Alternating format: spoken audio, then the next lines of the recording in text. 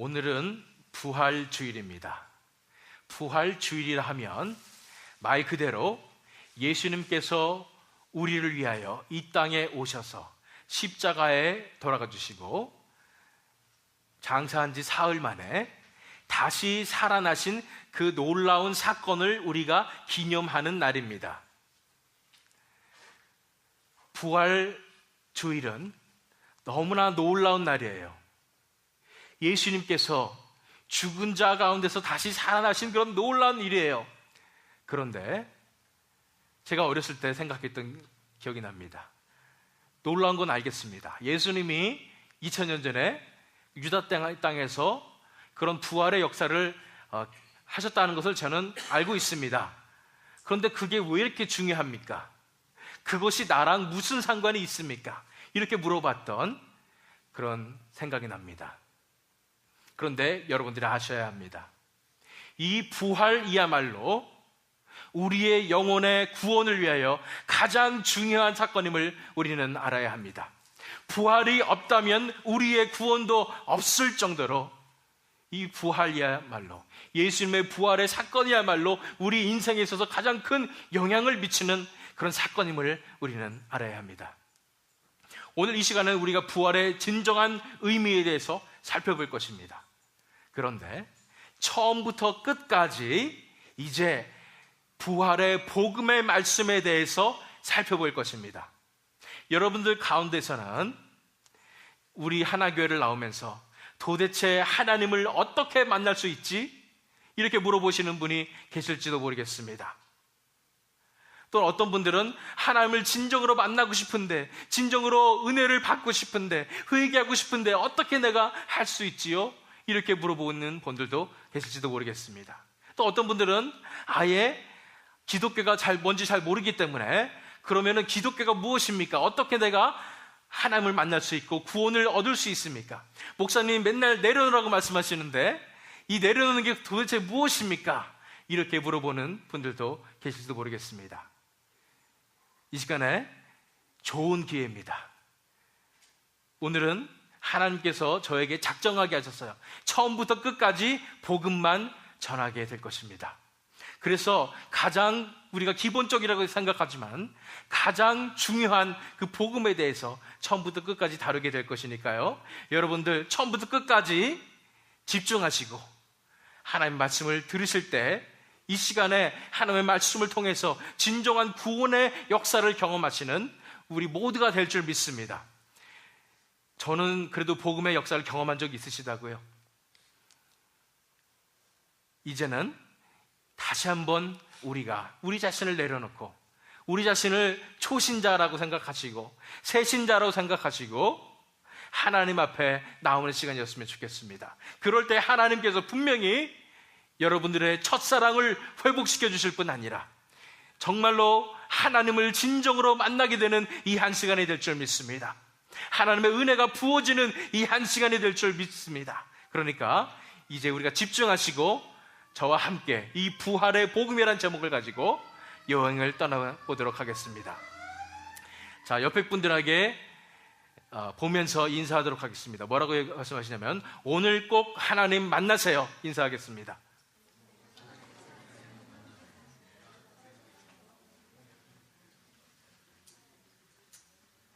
계속해서 오늘은 그래서 부활의 복음이라는 제목을 가지고 로마서 6장 4절에서 5절 말씀을 통해서 우리가 하나님께서 저와 여러분에게 주신 말씀을 함께 나누도록 하겠습니다.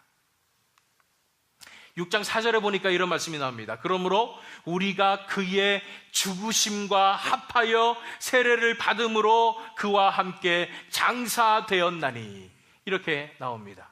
여기서 눈에 띄는 단어가 무엇입니까? 첫 번째, 세례라는 단어가 눈에 띕니다. 방금 전에 우리가 하나님께서 주시는 놀라운 축복인 그 세례식을 우리가 경험했습니다. 그런데 이 세례의 의미가 나오는 거예요. 뭐라고요?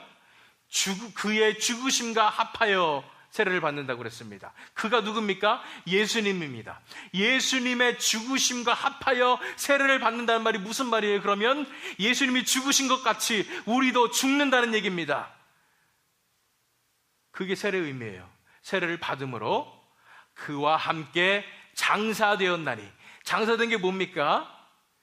장례를 치렀다는 겁니다. 장례식을 거행하는 것이 바로 세례의 의미 중에 가장 중요한 의미 중에 하나라는 것입니다. 세례가 뭐라고요? 예수님의 죽으심과 합해서 우리가 예수님과 함께 장례식을 치르는 것, 내가 죽는 것이 세례라고 얘기하는 것입니다. 이 시간에 이 기독교의 진리에 대해서 제가 여러분들에게 말씀드리고 싶습니다. 그것은 죽어야 합니다라는 것입니다. 죽어야 합니다. 다시 한번 옆에 분들에게 말씀하시기 바랍니다. 죽어야 합니다. 죽으십시오. 마지막으로 죽어야 삽니다.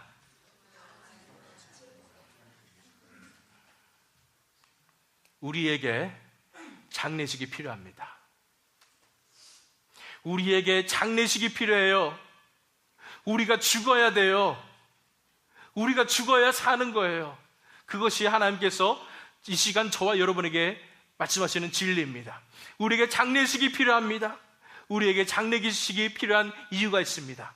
그 첫 번째 이유는 뭐냐면 바로 우리가 전적으로 타락했기 때문입니다. 우리 인간이 전적으로 타락했기 때문입니다. 전적으로 타락했어요. 전적으로 타락했다는 말은 무엇이냐면은 우리 본성 자체에 선한 것이 하나도 없다는 것입니다. 우리가 하나님을 찾을 수 있는 능력도 없다는 것입니다. 우리 본성 자체가 더럽다는 것입니다. 죄인이라는 것입니다. 어떻게 시작됐어요? 제가 여러 번 말씀드렸습니다. 처음에 하나님께서 우리 인간을 창조하셨을 때 아름답게 창조하셨습니다. 아름답게 창조하셔서 하나님과 인간이 정말 깊은 교제를 나누며 친밀한 교제를 나누며 함께 동행하며 에덴 동산이라는 곳에서 아름답게 천국같이 살도록 우리를 창조하셨습니다. 그곳에서 하나님께서 우리에게 주신 명령은 이제 이 세상에 하나님의 나라를 세우라 하는 것이었습니다. 그래서 우리가 하나님과 늘 동행하면서 기쁘게 사는 그런 인간의 존재였는데 사탄의 꼬임으로 말미암아 인간이 아담과 하와가 선악과를 따먹게 되게 되고 그로 인해서 범죄하게 되는 것입니다. 근데 이 선악과를 따먹는 이것이 어떤 의미를 가지고 있다고 그랬습니까? 이제는 내가 전에는 하나님과 함께 살았고 하나님의 주권을 의지하면서 하나님을 모시고 살았는데 이제는 하나님 필요 없다는 거예요. 이제는 내 뜻대로 살겠다는 것입니다. 이제는 내 마음대로 살겠다는 것입니다. 그래서 하나님 필요 없고 이제 내 인생 내 마음대로 살겠습니다. 내가 열심히 살아보겠습니다. 이렇게 떠난 것이 바로 인간의 범죄인 것입니다. 인간이 그래서 죄를 짓기 시작한 것입니다. 그래서 인간이 전적으로 타락한 것입니다.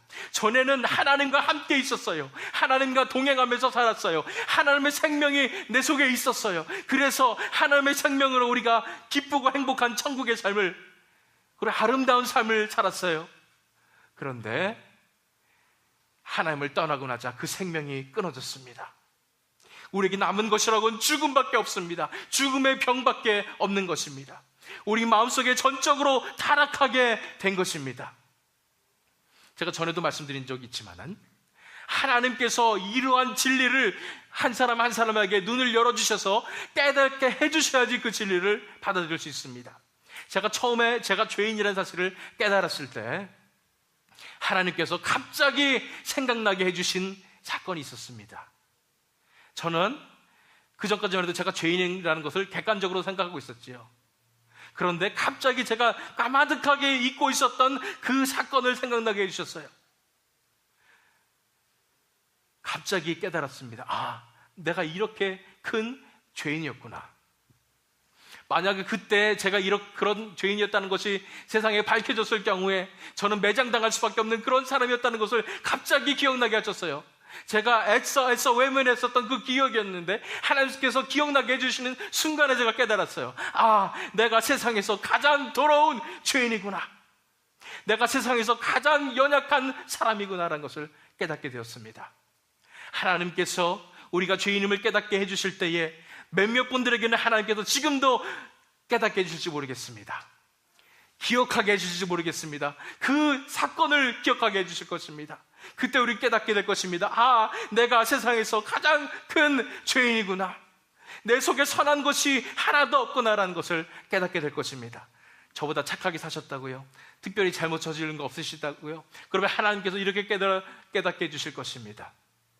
마음속에 들어있었던 자기의, 내가 잘할 수 있다는 그 교만함, 내 속에서는 부글부글 감정이 끓어오르고 있는데 이것을 내가 눌러놓고 나는 착한 사람인 척한 그런 역겨운 모습, 하나님께서 깨닫게 해주실 줄 믿습니다. 하나님의 은혜가 임할 때 우리 눈이 열려서 우리가 얼마나 죄악된 존재임을 우리는 깨닫게 될 것입니다. 그래서 우리가 전적으로 타락했음을 알게 될 것입니다. 사도 바울도 그렇게 얘기했습니다. 로마서 7장 18절에 내 속 곧 내 육신에 선한 것이 거하지 아니하는 줄을 아노니 원함은 내게 있으나 선을 행하는 것은 없노라.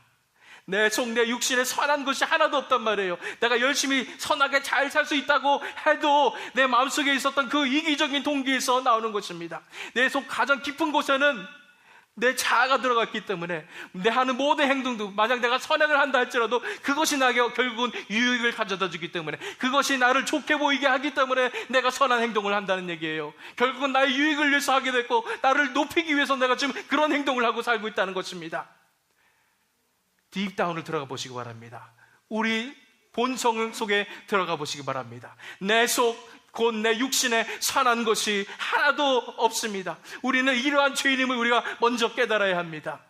우리가 이런 죄인이기 때문에 이러한 옛 본성을 가지고, 우리의 본성을 가지고 하나님 앞에 나아갈 수가 없습니다. 그래서 우리가 죽어야 하는 거예요. 그래서 우리에게 장례식이 필요합니다. 이러한 본성을 가지고 있기 때문에요. 문제는, 더 큰 문제는 뭔지 아세요? 이러한 본성을 가지고 있기 때문에, 이러한 자아를 가지고 있기 때문에 우리 속에 죄악이 흘러넘친다는 것입니다. 인간의 죄악입니다. 뿐 아니라 그 죄악의 결과로 우리가 형벌을 받게 된다는 것입니다. 죄악의 정의가 무엇이냐면, 우리가 이런 내 뜻대로 살겠다는, 내 뜻대로 열심히 살아보겠다는 이런 마음으로 살다 보니까 이 본성이 전적으로 타락했기 때문에, 내 속에 선한 것이 하나도 없기 때문에 하는 행동마다 다 죄악입니다. 사람을 미워하는 마음으로 행동을 합니다. 내 자신이 잘 되고자 하는 마음으로 행동을 합니다. 내 자신이 높아지고 싶은 마음으로 내가 행동을 하는 것, 이 모든 것 다 자체가 겉으로는 사람들이 다 칭찬한다 할지라도 이것은 죄악으로부터 시작된 것이며, 그렇기 때문에 죄악입니다. 근데 무서운 점은요, 하나님께서 죄악을 절대로 조금도 그냥 보아 넘기실 수가 없다는 것입니다. 왜냐하면 하나님은 너무나 거룩하신 분이시기 때문에요. 하나님께서는 조금의 어두움도 없으신 분이십니다. 하나님은 조금의 죄악도 그냥 보아 넘기실 수 없는 거룩한 분이십니다. 그래서 그분 앞에 우리가 죄인의 모습으로 어떻게 다가설 수 있겠습니까? 우리는 큰일 났어요. 이제 하나님의 그 거룩하심 앞에, 하나님의 그 완전하신 거룩하심 앞에 우리는 너무나 큰 죄인이라는 것입니다. 하나님은 죄에 대해서 진노하십니다. 하나님은 죄에 대해서 진노하시고 그 죄를 벌하시길 원하시는 분이십니다. 그걸 우리가 알아야 돼요. 그렇기 때문에 우리가 우리의 뜻대로 살겠다는 그런 마음을 가지고 우리 마음대로 살아서 지은 이 모든 죄악들 때문에 우리가 형벌을 받게 되어 있는데, 그것이 바로 지옥의 형벌입니다. 영원토록 그 불구덩이에서 우리가 고통을 당해야 되는 것이 성경에 나온 진리임을 우리가 믿어야 할 것입니다. 하나님은 죄를 조금도 보아 넘기시지 않으십니다. 그 하나님 앞에 우리는 본성부터 타락한 죄인입니다. 그런 죄인에게 성경에서는 그 머리 위에 하나님의 진노가 머물러 있다고 말씀하십니다.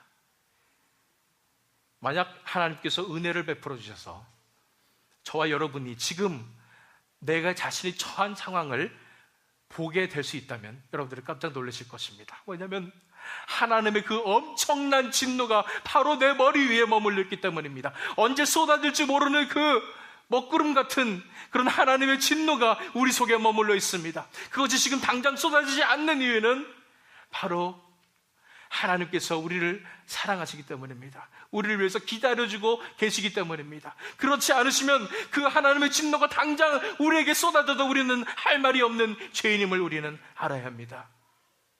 그렇기 때문에 우리가 죽어야 합니다. 이러한 옛 본성을 가지고, 지금 우리의 이 자아를 가지고 하나님 앞에 도저히 나갈 수가 없는 것입니다. 하나님 앞에 나가면 죽어요.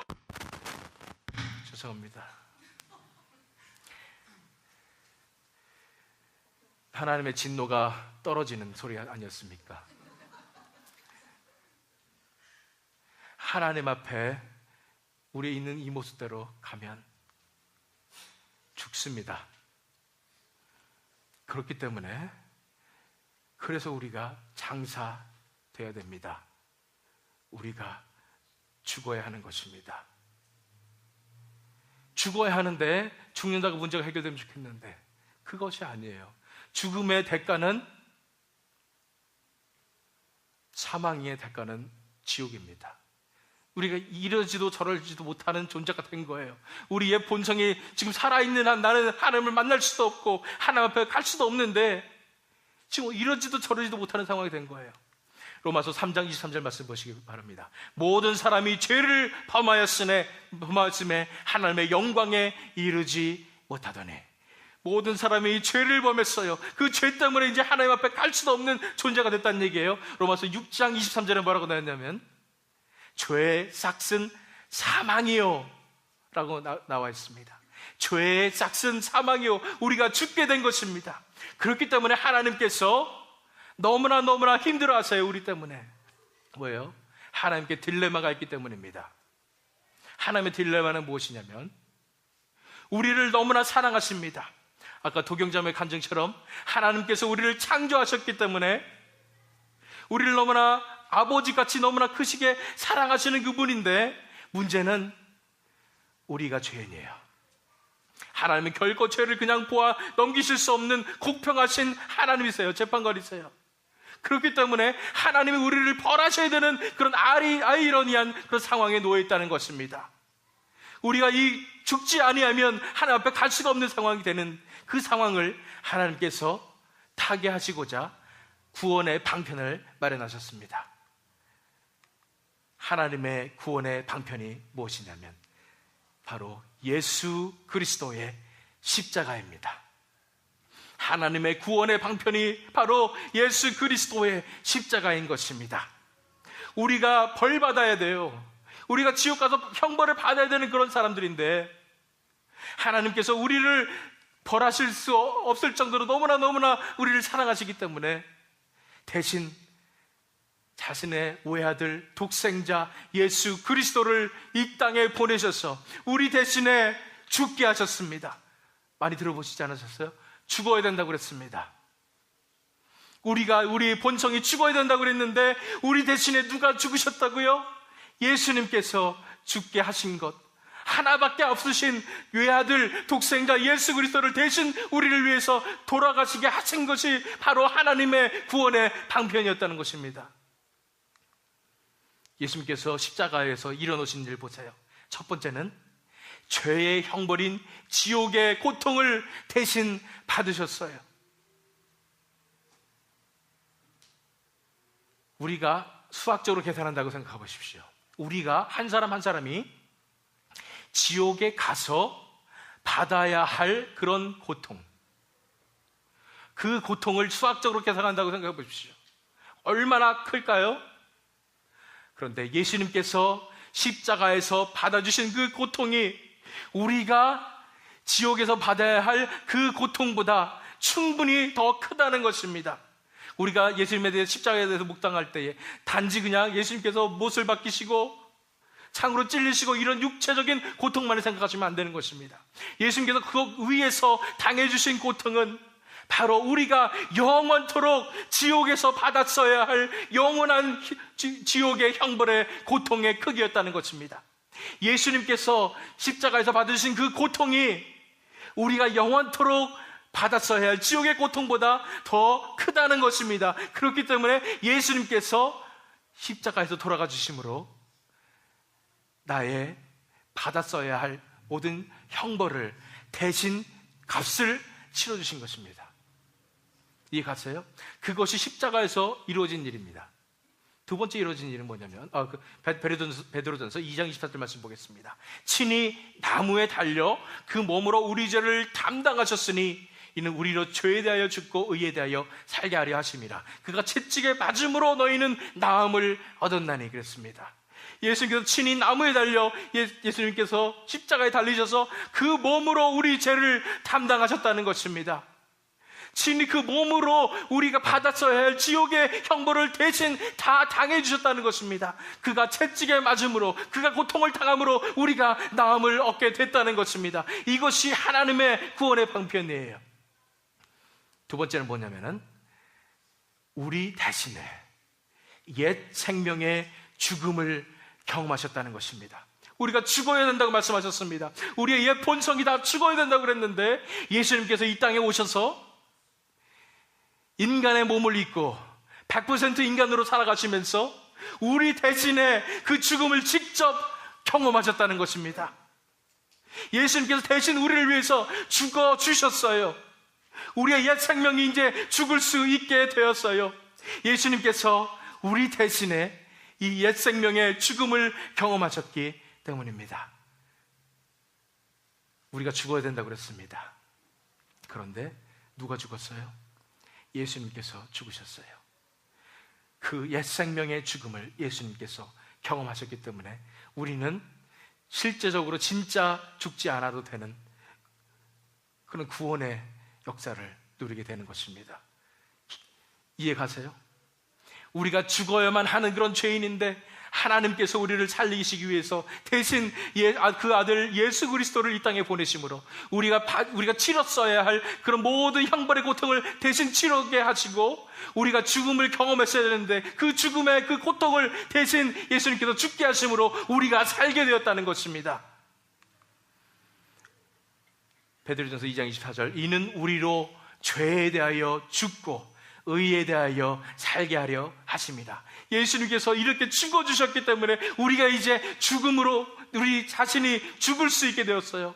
예수님을 힘입어서 이제 내가 죄에 대해서 죽을 수 있도록 된 것입니다. 이것이 하나님의 구원의 방편이었어요. 그런데 하나님께서 이것은 이미 다 해놓으셨습니다. 여러분들이 아시든지 믿든지 믿지 못하든지 간에 하나님께서 다 해놓으신 거예요. 왜 하나님께서 이렇게 하셨을까요? 하나님께서 왜 굳이 저와 여러분들을 위해서 예수 그리스도를 십자가에 못 박으시면서까지 우리를 구원하셨을까요? 왜 죽음을 대신하셨을까요? 왜냐하면 하나님께서는 우리에게 원하시는 것이 있기 때문입니다. 하나님께서 원하시는 건 이것입니다. 하나님께 돌아오는 것입니다. 하나님께서 원하시는 것은 바로 이것이에요. 저와 여러분에게 원하시는 것은 하나님께 돌아오는 것입니다. 처음에 제가 얘기한 거 기억하세요? 처음에 하나님께서 인간을 아름답게 창조하셨다고 그랬잖아요. 그 하나님과의 그 깊은 관계 속에서 아름다운 그런 천국의 삶을 살다가 누가 떠났어요? 인간이 떠나게 된 것입니다. 내 마음대로 살겠습니다. 내 뜻대로 살겠습니다. 이러면서 떠나게 되었어요.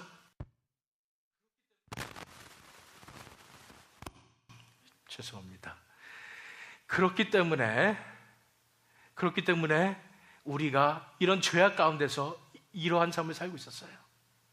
그런데 이제 하나님께서 우리에게 원하시는 것이 이것입니다. 돌아오라 하는 것입니다. 내가 이미 다 해결해 놓았다. 내가 내 아들 예수 그리스도를 희생함으로 내가 네가 받아야 할 형벌을 다 대신 치러 놓았고 네가 죽었어야 하는데 내 아들 예수 그리스도를 죽게 함으로 내가 이미 모든 것을 다 해결해 놓았다. 이제 너는 나에게 돌아오라 라고 말씀하시는 것입니다. 잠깐만요. 그러면 예수님을 믿는 것은 돌아오는 것입니까? 이렇게 물어보실 수도 있겠습니다.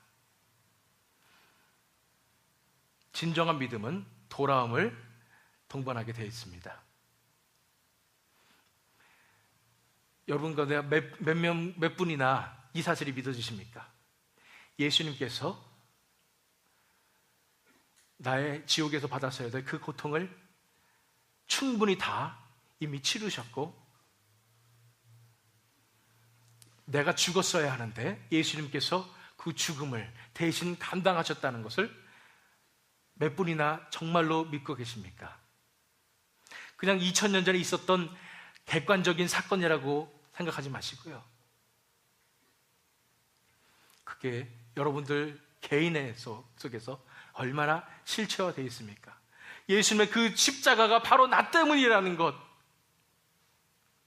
예수님의 그 고통이 바로 나 때문이었다는 것, 저기에서 예수님께서 치러주셨던 그 희생이 바로 나 때문이었다는 것, 그것을 얼마나 많은 분들이 깨닫고 있습니까?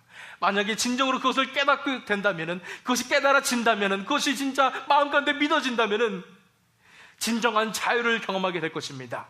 그런데 그런 믿음을 가진 분들에게는 우리가 나타나는 현상이 바로 이것입니다. 돌아오는 것입니다. 돌아오는 거예요. 너무나 많은 크리스천들이 예수님의 사랑은 잘 알고 있죠. 나를 위해서 십자가에 돌아가 주신 거 잘 알고 있죠. 좋지 않습니까? 그러면서 그 사랑만 이용하고 나는 천국 갈 수 있어요. 이제 예수님 뭐 내 죄도 다 가져셨는데, 이러면서 돌아오지 않는 분들이 얼마나 많은지 모르겠습니다. 돌아오는 건 뭐예요? 떠난 거에서 돌아온 거잖아요. 떠난 건 무엇입니까? 떠난 것은 내가 내 뜻대로 살겠습니다 하는 게 떠난 것이잖아요. 그죠? 돌아오면 어떤 거예요? 이제는 내 뜻대로 살지 않겠습니다. 이제 내 인생 다 내려놓겠습니다. 이제 하나님께로 돌아갑니다. 하나님만이 나를 다스려 주시옵소서 라고 돌아가는 건 진짜 돌아가는 것입니다. 그런데도 불구하고 나는 이제 예수님께서 다 용서해 주셨으니까 이제 나는 내 인생 잘 살면 돼. 돌아오는 건 아닙니다. 돌아오는 것은요, 내 뜻대로 살겠다는 그 인생을 포기하고 이제는 하나님만을 위해 살겠다고 하나님 앞에 돌아오는 것이 돌아오는 것입니다. 이제는 하나님께서 내 삶의 주인이 되시고 하나님과 함께 동행하면서 살게 되는 것이 하나님께 돌아오는 것이라는 것을 우리가 알아야 합니다. 어떤 사람만이 그럼 하나님 앞에 돌아올 수 있나요? 하나님께 돌아오는 동기가 단 하나 있습니다. 우리가 하나님 앞에 돌아올 수 있는 동기는 우리가 노력해서 돌아올 수 있는 것도 아닙니다. 우리가 열심히 한다고 돌아올 수 있는 것도 아닙니다. 우리가 하나님께 돌아올 수 있는 동기는 단 하나, 바로 하나님의 사랑입니다. 하나님의 사랑이에요. 우리가 하나님의 사랑을 깨달을 때 이제 하나님께로 돌아올 수가 있게 되는 것입니다. 아까 도경자매가 간증했지만 도경자매 깨달은 것은 무엇입니까? 하나님의 사랑을 깨달았어요. 나 같은 자를 향한 하나님의 사랑을 깨닫고 나니까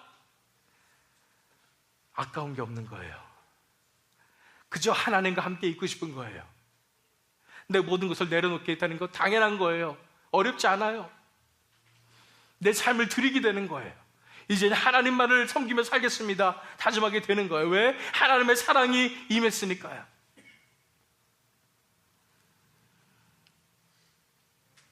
여러분들에게 만약에 이런 하나님의 사랑이 없다면 여러분들은 하나님의 사랑을 아직 깨닫지 못한 것입니다. 그렇기 때문에 아무리 노력해도 하나님 앞에 돌아갈 수가 없는 것입니다.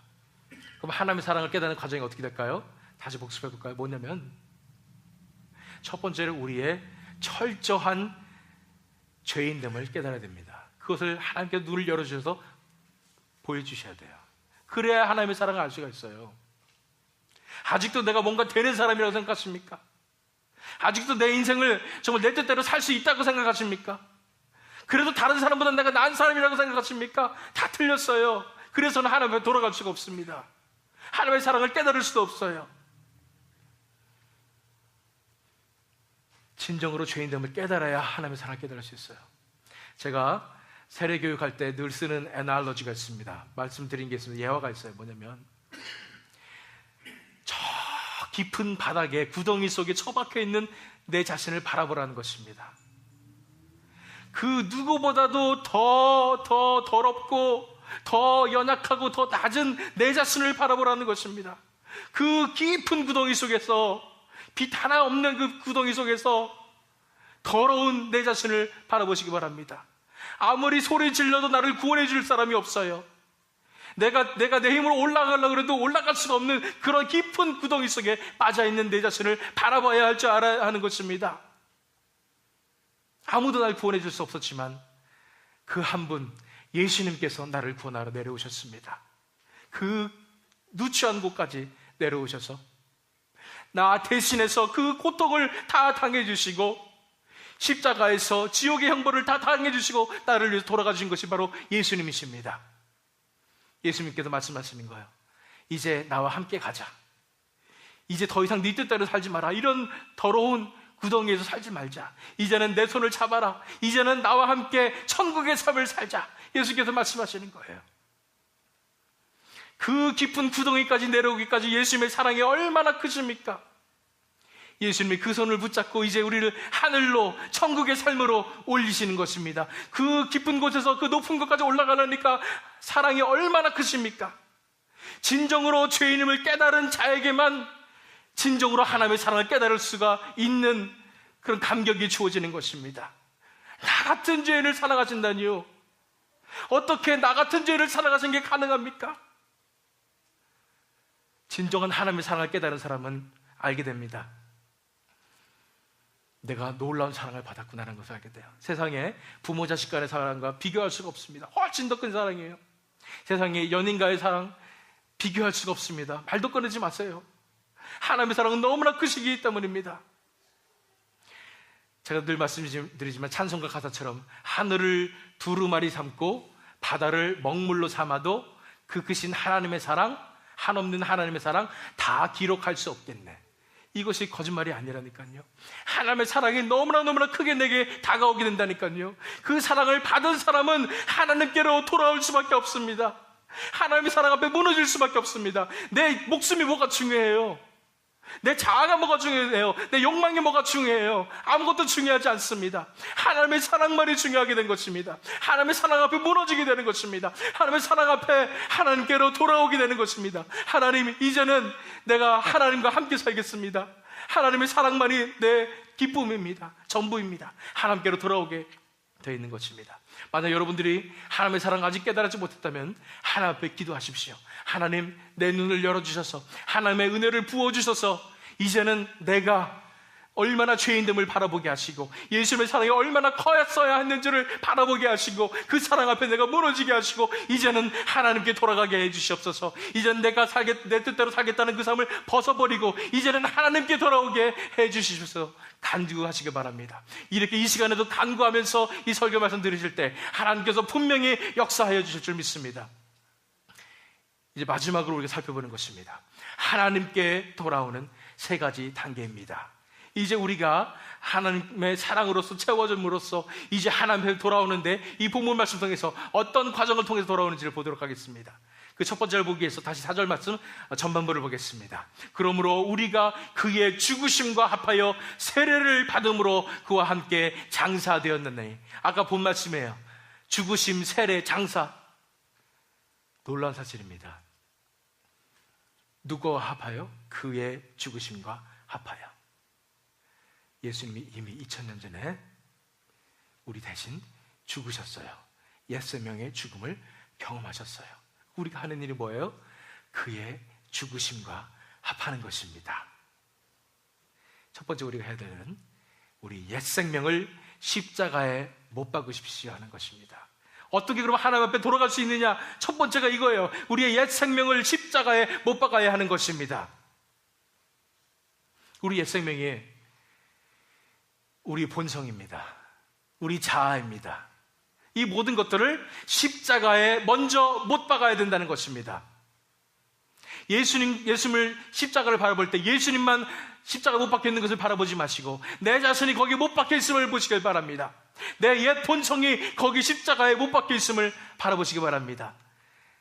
사도 바울이 갈라디아서 2장 20절에 이렇게 말씀하셨죠. 내가 그리스도와 함께 십자가에 못 박혔나니. 사도 바울의 고백이 이렇습니다. 내가 그리스도와 함께 십자가에 못 박혔나니. 내 본성이, 내 연약함이 십자가 앞에 못 박혔다는 것입니다. I have been crucified with Jesus. 나는 하나님 예수님과 함께 십자가에 못 박혔어요.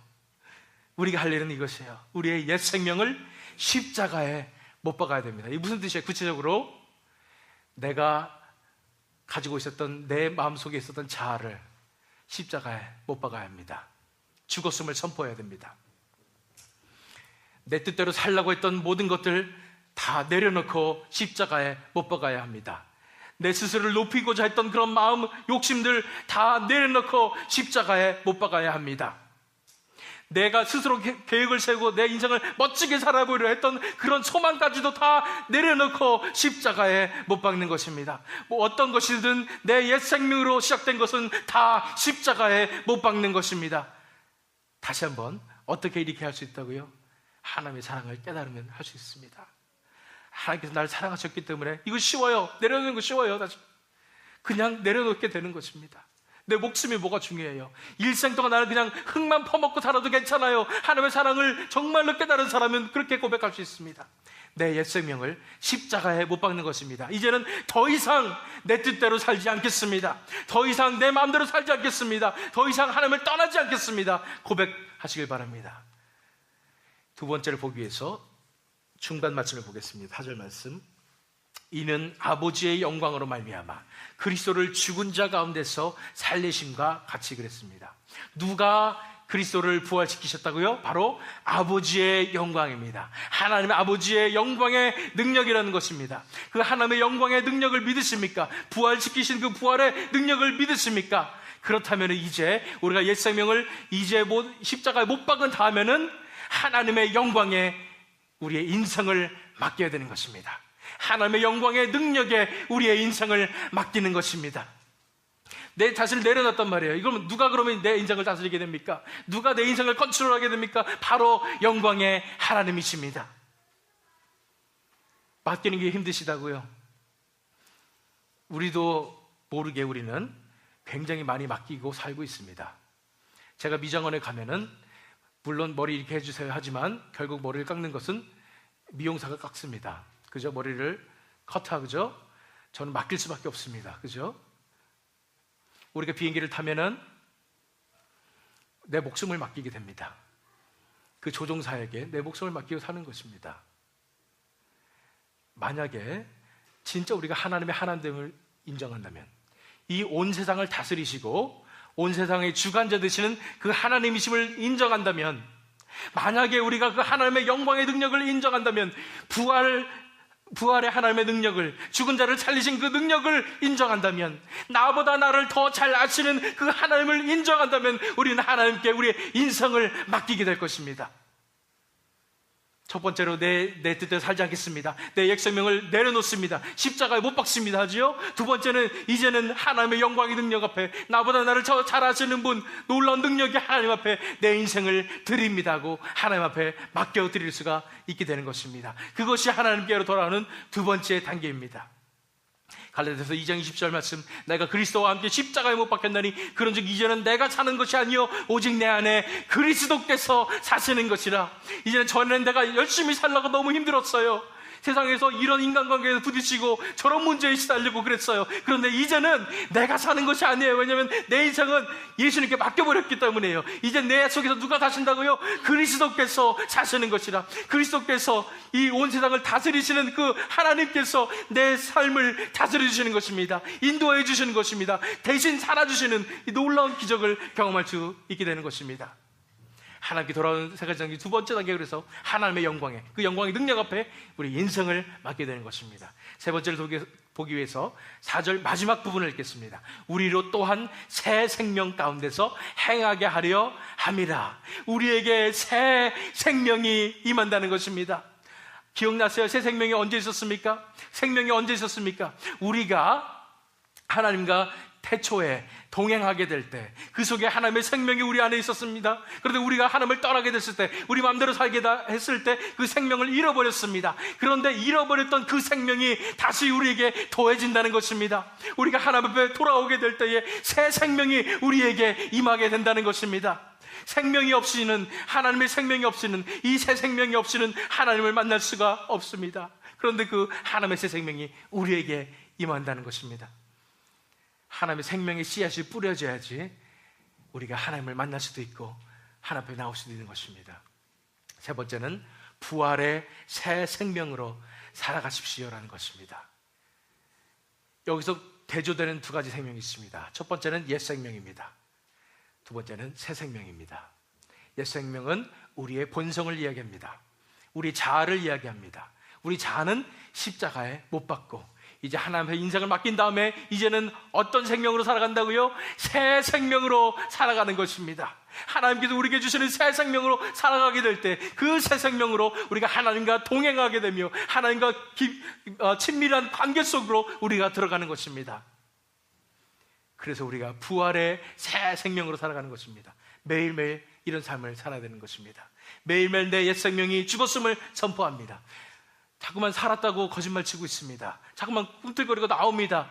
나 아직 살아있어, 이렇게 얘기하는 것입니다. 그 옛 생명에게 우리가 죽음을 선포하시길 바랍니다. 자기 자신에게 말씀하시기 바랍니다. 자기 자신의 옛 생명에게 말씀하십시오. 너는 이미 죽었어, 얘기하시기 바랍니다. 너는 이미 죽었어, 얘기하세요. 2000년 전에 죽었습니다. 예수님과 함께 죽었다는 얘기예요. 이제는 새 생명으로 하나님과 함께 살아가는 것입니다. 내가 그리스도와 함께 십자가에 못 박혔나니 그런즉 이제는 내가 사는 것이 아니요 오직 내 안에 그리스도께서 사시는 것이라. 이제 내가 육체 가운데 사는 것은 나를 사랑하사 나를 위하여 자기 자신을 버리신 하나님의 아들을 믿는 믿음 안에서 사는 것이라. 이 비밀이 밝혀졌습니다. 이제 새 생명을 가지고 하나님의 아들을 믿는 그 믿음 안에서 살아가게 되는 것입니다. 그것이 하나님께로 돌아오는 삶입니다. 하나님께 돌아온 세 가지 단계. 옛 생명을 십자가에 못 박으시고 하나님의 영광 앞에 내 인생을 통째로 맡겨드리시고 이제는 부활에 하나님께서 주신 그 부활의 새 생명으로 살아가는 것, 이것이 바로 하나님 앞에 돌아오는 것입니다. 이것이야말로 진정한 신앙입니다. 이것 아니고서는 우리가 믿음이 있다고 말하지 마세요. 내 인생을 다 드린 자만이 진정으로 믿음이 있는 자를 저는 믿습니다. 마지막 초청의 말씀입니다. 마지막 초청의 말씀은 이것입니다. 예수님과의 연합으로 부활의 새 생명을 누리십시오. 예수님과의 연합으로 부활의 새 생명을 누리십시오라는 것이에요. 이제 드디어 5절 말씀을 봅니다. 만일 우리가 그의 죽으심과 같은 모양으로 연합한 자가 되었으면 또한 그의 부활과 같은 모양으로 연합한 자도 되리라. 연합이란 말이 나옵니다. 예수님과 하나가 된단 말이에요. 예수님과 연합된단 말이에요.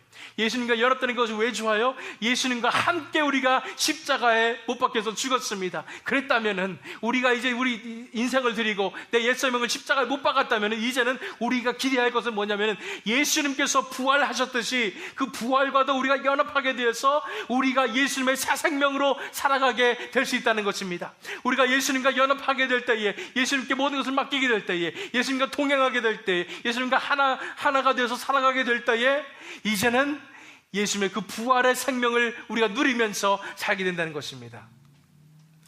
예수님과의 연합으로 부활의 새 생명을 누리시기 바랍니다. 예수님의 죽음과 연합하고 부활과 연합하는 것입니다.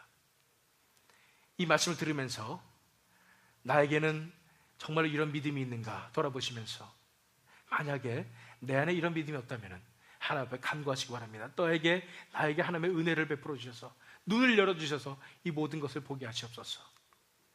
내 옛 생명의 전적인 타락과 죄악됨을 깨닫게 해달라고 기도하시기 바랍니다. 간절히 기도하시기 바랍니다. 무엇보다도 중요한 것입니다. 여러분들의 인생 중에 가장 중요한 것이 이것입니다. 내 옛 생명의 전적인 타락과 죄악됨을 깨닫게 해달라고 기도해 주시고요.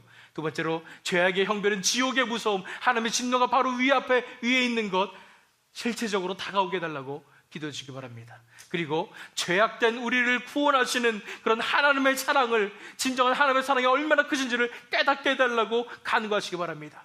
또한 매일매일 이제 십자가에 내 옛 생명을 못 받고 하나님께 돌아오게 해달라고 간구하시길 바랍니다. 마지막으로 나에게 이 모든 것을 깨달을 수 있도록 하나님의 은혜를 부어달라고, 나의 눈을 열어달라고 간구하시기 바랍니다.